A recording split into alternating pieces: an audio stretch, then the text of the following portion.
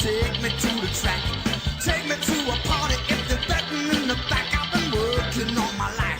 Can't afford to wait. Let me call my wife so I can tell her. Vegas, baby, Vegas! Vegas, baby. Vegas, WFO Radio from the outdoor studios in sunny and beautiful South Florida. Sorry, everybody.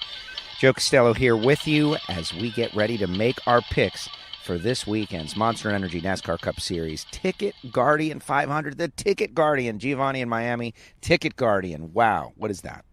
Oh, that's where I go to get all my tickets on the secondary market? I don't know. That sounds like a good idea. Or maybe it's insurance for when you buy tickets on the secondary market and you can't go. They pay you back. Either way, use TicketGuardian. TicketGuardian. They're not a sponsor of us. We're just trying to figure out what they are.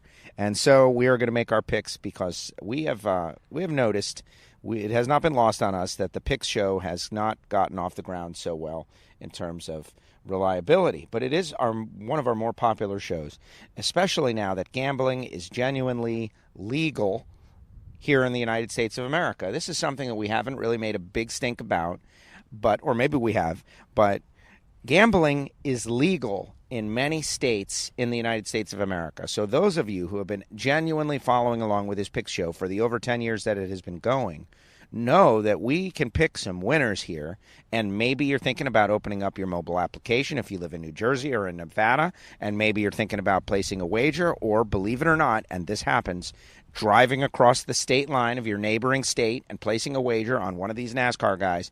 We're going to pick our favorites against the odds as seen by the folks at William Hill, the home of betting, and maybe that could be insightful to you, just like all these other gambling touts that are out there getting rich. I mean, doing it for your benefit. Yeah, of course. That's why they're constantly doing what they do. But unlike those guys, we don't charge anything, and all we do is really pick winner after winner after winner. Yes. Have we picked any winners this year? We're 2 out of 3. Bob is 2 out of 3. Bob is lighting it up. We gave you winners at the Daytona and at Atlanta. Last week we didn't have Joy, but listen. We had 3 out of the top 5. And Joe, right here, he made some insinuations where he was having a hard time not picking Joy, especially after we saw how strong the Penske cars have been early on this year. Brad had won the previous race at a very similar track. Joy had himself said how great he is usually in Vegas. He just wasn't able to close out, and this year he was able to close out. And so close out. Yeah. Listen, part of it is you have to read between the lines. You have to hear, like, man, Joe was really struggling. He went with Harvick, but he was really emotional about, man, Joey, but going with Harvick because Harvick was the favorite, right? I didn't want to leave the favorite on the table and have Harvick come in. It was a strategic play, and it didn't work out. But many of you out there have already communicated with me. You won big on Joey, and that is great. So let's keep it going. Here are the odds for this week's NASCAR Cup TicketGuardian 400. What do you think of the outdoor studios, if you can only see it? Favorite, 5-2, Kyle Busch. Kyle Busch wins the Xfinity Series race. And Days of Thunder style cloud of smoke was the story on NASCAR.com. Basically, second place, Stephen Light blows an engine, collects everybody else in the oil. Kyle Busch goes on to victory. But Kyle Busch, it's like career win 198. And they're going to give us, that, Richard Petty thing. They should not. It is not correct. It is not correct. Kevin Harvick is 3-1. So Kyle Busch is 5-2. Kevin Harvick is 3-1. Martin Truex Jr. and Brad Keselowski are 8-1. At 10-1, you got Kyle. What is his name? His name is Chase Elliott. 10-1. Read it, Joe. Kyle Larson is 12-1. Denny Hamlin is 12-1, and that's it. Those are the drivers for our favorite pick. Now, here's where it got a little dicey because we sent our picks through. Tommy Noodles is picking, and Joey Logano and Ryan Blaney are both listed as 15-1, which, according to our very age-old rules, make them available for a dark horse pick. I believe so. But Tommy Noodles tried to suggest that Joey was not available, that it was 16-1 or greater, but it is not. It is 15-1 or greater for the dark horses, making Joey Logano and Ryan Blaney both dark horses. Alert, alert, dark horses. 15-1, Joey Logano, alert. Clint Boyer is 18-1. Eric Almirola, Kurt Busch are both 20-1. 30-1, you got Jimmy Johnson. 60-1, you got Alex Bowman. 75-1, you got Daniel Suarez. Oh, Daniel the Doom Suarez, who is now the new official NASCAR Cup Series wrestling champ. He just picked Michael McDowell up and threw him down. We are going to talk about that after the picks are made. We're going to talk about that in a little bonus ignition segment because that was the talk of the town. Texts and tweets and everybody talking about how Daniel Suarez is the new wrestling champ. William Lord Byron is 75-1. Austin Dillon 150-1. Paul Menard 150-1. Ricky Stenhouse Jr. 150-1. Daniel Hemrick 150-1. And Ryan Newman 150-1. Wow, that is a tantalizing pick. And Matt DiBenedetto, what is he? 150-1. Look at that, Matty D, clawing his way up there on the odds sheet too. At 500-1, you got Chris Buescher, Ryan Preece, Bubba Wallace, and Ty Dillon. And the field, all drivers not yet named, 300-1. The order is what? What is the order? Bob, Tom, Rich. Joe, Rich, Gio. Bob, Tom, Joe, Rich, Gio. Now, is that indicated on here on the sheet, or are you going by memory? I'm going by my memory. He's going by Memory. memory. All right. So Bob goes first. And Bob, we're not doing the recordings this year with Robo Bob because, we just feel like that got a little stale. So Bob Smith, professional Vegas odds maker from William Hill, the home of betting, as his picks, has taken Kyle Busch. Kyle Busch, who wins the Xfinity race. Kyle Busch to go out there and get the job done. How can you go wrong with 5-2 Kyle Busch? And for Bob's dark horse, I'm just killing it here. Well, I just don't see the word Bob written in the dark horses on your sheet. Yeah, no, that's what those circles there. That's what that is. It looks like job. Clint Boyer. And what are the odds? 18-1. Clint Boyer. So Bob Smith takes Kyle Busch at 5-2 and Clint Boyer at 18-1. Next up, Tommy Noodles. Tommy Noodles takes Kevin Harvick at 3-1. Good pick, Tom. And Kurt Busch at 20-1. Kurt Busch, 20-1 shot, has started the season pretty strong and getting better and better, so he says. And Tommy Noodles takes Kevin Harvick, who was my pick last week and had a good run, just fell off a little bit late. Third up, that's me. And I really want to pick a winner here. Been thinking about it a lot. And I jumped in. For people who don't know, and this is letting you behind the curtain a little bit, I am reading Gio's writing. I'm struggling to read it. What is JPE? I mean, I'm guessing that's me. But what's JPE? It's not JPE. That's a JOE. And the O and the J are connected? They're just touching. They're not connected. I mean, JPE. Chip. Look, if Joe Costello takes Brad Keselowski at 8-1. And let me give you a little methodology in here, all right? Well, I saw Joey as the dark horse, and I was like, all right, I'm going dark horse. I'm going Penske.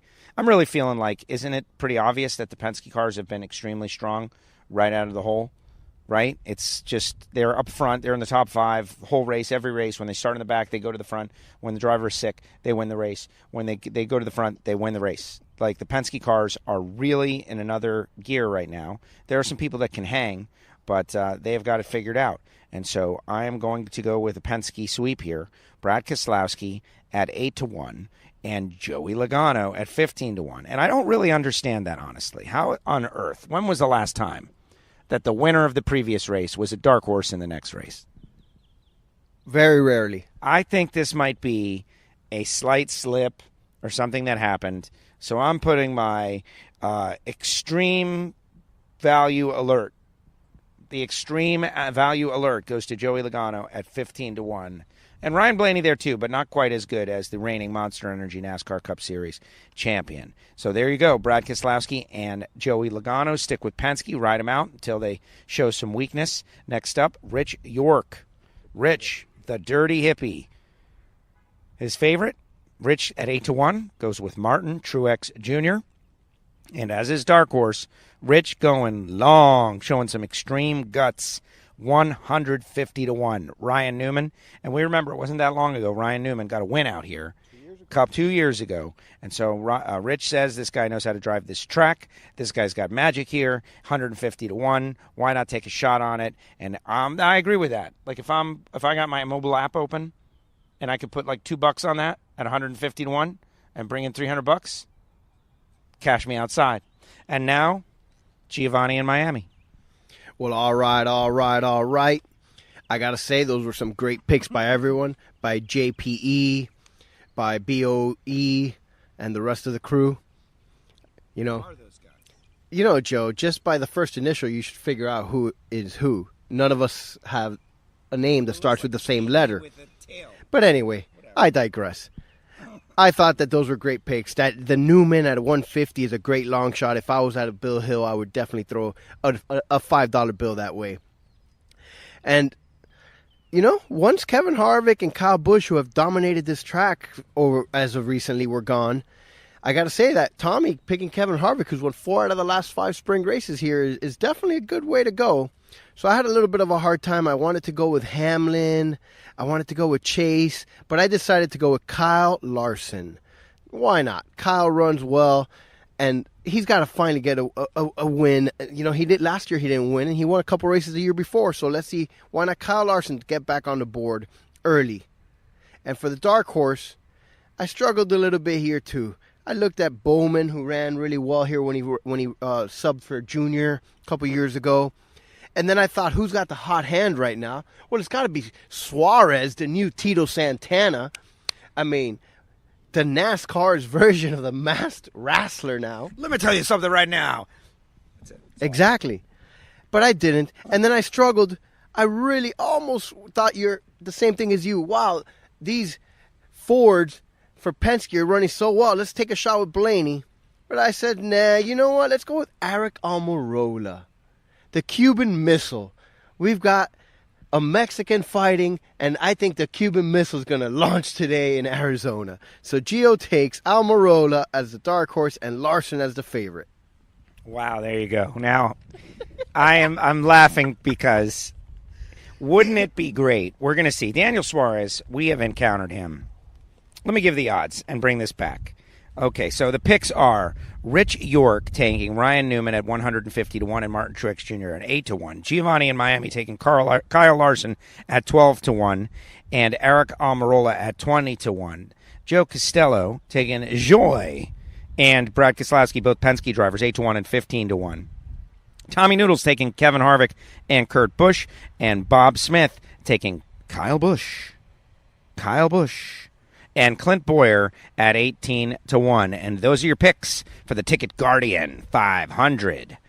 Now, wouldn't it be great if Daniel Suarez owned this thing just a little bit? Okay, first of all, they're in Arizona, which, you know. Borders Mexico. Right. Borders Mexico. But two, wouldn't it be great if he came out for driver introductions wearing one of those wrestling masks? I think that's why I mentioned it. I think that this could get some play. Just own it. Like he's a very serious guy, and I know Daniel is. We spoke with him this past year at Homestead Miami Speedway, and very, very nice and friendly and well spoken and conscientious and a deep thinker. You know, one of those guys, deep thinker. But in this deal, which Michael McDowell got in his way on his hot lap trying to qualify.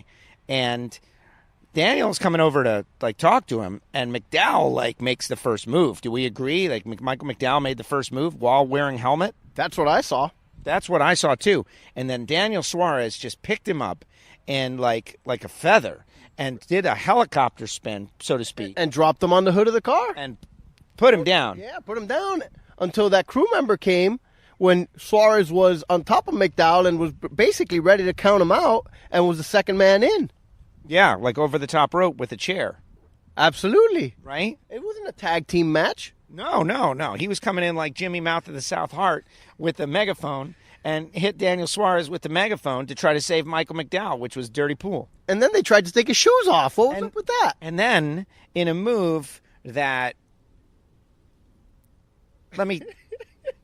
I really want to be very careful about this. The WFO audience understands, but listen. It should be very embarrassing to everybody. Honestly. Like every Michael McDowell related person, fan, connected person. He tried to take the man's shoes off. He was playing with his foot. He was playing footsie with him. Is what he was doing. Suarez is being held up by crew guys now. First of all, the big burly crew guys have to intervene in a driver's squabble. And then Michael McDowell's trying to take this man's shoes off, man. What's up with that? Yeah, that was terrible. I don't even know what to say about that. I felt embarrassment. It's not for me, but for them, like for everybody. Like, oh man, this guy's trying to take his shoes off. Wait till like Outside the Lines gets hold of this, and all those shows, Around the Horn, all of it. Look at these NASCAR drivers playing with each other's feet. I guess Michael McDowell wanted to give him a foot massage. He was trying to give him a foot massage. This is just so messed up. But listen, it was a brawl. But when your opposition is being held back and his feet are in the air, you don't grab his feet. Rule number one, all you kids out there, just back off. I think that's pretty much it. Just back off. That's it. It's over at that point. The guy got you. He embarrassed you a little. And now when your crew guy is beating him up, you're going to go grab him by the feet and try to take his shoes off? Give him a foot massage. Move is that? Unacceptable. But anyway, I think, you know what? This is a good time for NASCAR to enact some new rules around here. Now, I know most people are anti-rules and regulation, but here we go. Listen to me. This one's good. This one's going to get y'all excited. I say that from now on, when two drivers go speak to each other and confront each other, any second or third, anybody else that jumps into the fracas, as in these big overburdenly crew guys that were all former athletes and college football players and so forth, which whenever of them jumps in is now suspended for like the next 6 to 8 races or something like that. But they're trying to protect their drivers. But you know what? Guys, just like in the basketball, guys can fight, but anyone can comes in off the bench, is gone for like a 10-game suspension or something. We want a one-on-one here like the hockey players do. Let the drivers go at it one-on-one. That's it. No protecting your drivers. No protecting anybody. If they decide to get in on it, that's their business. That's their business. If you're tough enough to fight and then you're tough enough to take a whooping, everybody takes a beating sometimes. You take a whooping sometimes. That's life. It's like that REM song, except different. Well, I kind of look at it as in Goodfellas when everybody takes a whooping sometimes. And that's a fact. And so if two guys decide that they're grown men enough to go scrap, well, then you're grown enough to get your ass whooped sometimes, and your crew shouldn't interfere at that point unless you're stopping the fight. Just completely, that's it, it's over. But that aggressiveness from McDowell's crew member on Suarez was definitely something that was uncalled for. Trying to give the man a foot massage. In plain daylight, too, in front of everybody on national TV. Very messed up. So there you have it, folks. The Picks Show from the outdoor WFO Radio studios in sunny South Florida. And I want to remind everybody, the 50th Amalie Motor Oil NHRA Gator Nationals preview shows continue this week. We'll be in Gainesville, the Baby Gators, this past weekend. So much greatness going on. This, of course, the Picks Show. And so there it is, Giovanni. Any final thoughts about Daniel Suarez, Michael McDowell, anything we've seen or might see? I thought it was great. I think all of this stuff is good for entertainment value, which is what we all want. And I hope we get more of it. So enjoy the races, and see you in the pool in a few minutes. There you have it. All right, everybody. WFO. Remember, subscribe online. The archive is loaded. We have got NHRA shows, Garlits and Muldowney. Everybody is loving the Garlits and Muldowney shows. Get in on that. Of course, Matt Hagan, everybody, the whole world is there. Check it out, WFO Radio. Oh, look at that. Apple Watch Life. Vegas, baby, Vegas! This is WFO Radio.